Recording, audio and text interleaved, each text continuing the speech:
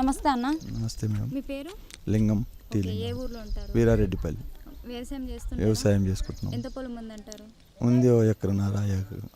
ఇప్పుడు రేవంత్ రెడ్డి గారి రైతు భరోసా డబ్బులు వచ్చినాయి, వస్తున్నాయి, పడుతున్నాయి. ఎకరకు 6,000 లెక్క పడుతున్నాయి. ఇప్పుడు తీసుకుంటున్నాం. ఏ పంట వేద్దాం అనుకుంటున్నారు? ఏ పంట అంటే మేము వరి పంట పండిస్తున్నాం.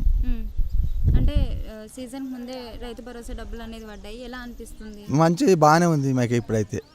ఏది మాకు టైంకి అయితే వేస్తుండ్రు, టైంకి తీసుకుంటాం. ఒక రోజు అటో ఇటో పడుతున్నాయి, మేము తెచ్చుకుంటాం, వ్యవసాయం చేసుకుంటాం. బాగానే ఉంది అయితే ఇప్పుడైతే. ఓకే, శాంక్షన్ అయింది. ముగ్గు పోసి ఇప్పుడు వస్తుండు, అక్కడికి వెళ్తున్నా. సన్న బియ్యం వస్తున్నాయి. వండుకుంటాం, వండుకోకపోతే పడేస్తామా మేడం? అప్పుడు దొడ్డి అయితే అమ్మిరు, అందరం అమ్మినాం. ఇప్పుడు సన్నవి అమ్మతలేము.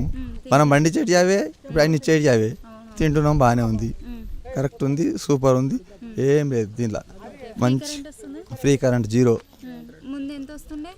ముందు ఇష్టం వచ్చినట్టు చేసి ఇష్టం వచ్చినట్టు వచ్చింది. ఎవరి మీద అట్లా ఏం లేదు, కానీ ఇప్పుడైతే 0 ఉంది.